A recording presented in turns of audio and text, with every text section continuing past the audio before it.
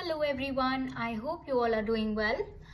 So today we will learn about the differences between beliefs, values, attitudes and behavior. We will also look into the components of attitudes and the link between attitude and behavior.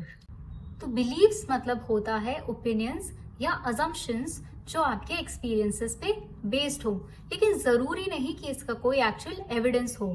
For example, you may believe that perseverance leads to success.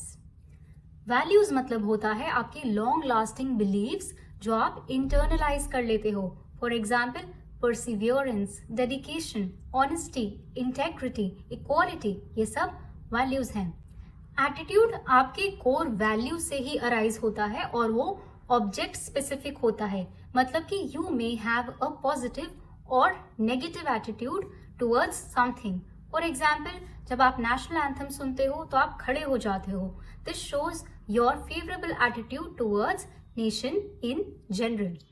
Behavior मतलब होता है कि आप अपने beliefs, values और attitude को actual action में कैसे express करते हो.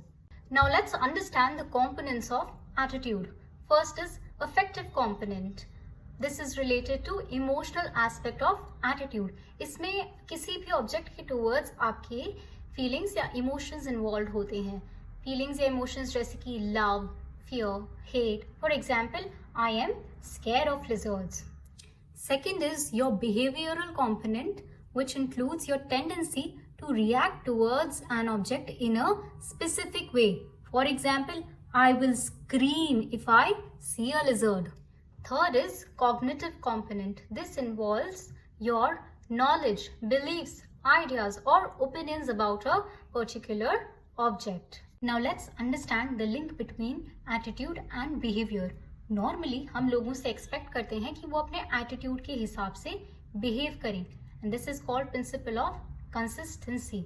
But sometimes we see people behaving in illogical ways.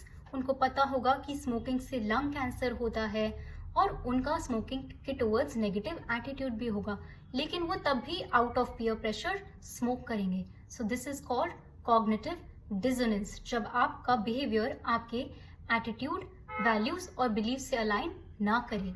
Now what are the ways to reduce cognitive dissonance? First, या तो आप अपना बिहेवियर चेंज करो उसके टुवर्ड्स या अपने बिलीव्स और एटीट्यूड को चेंज करो.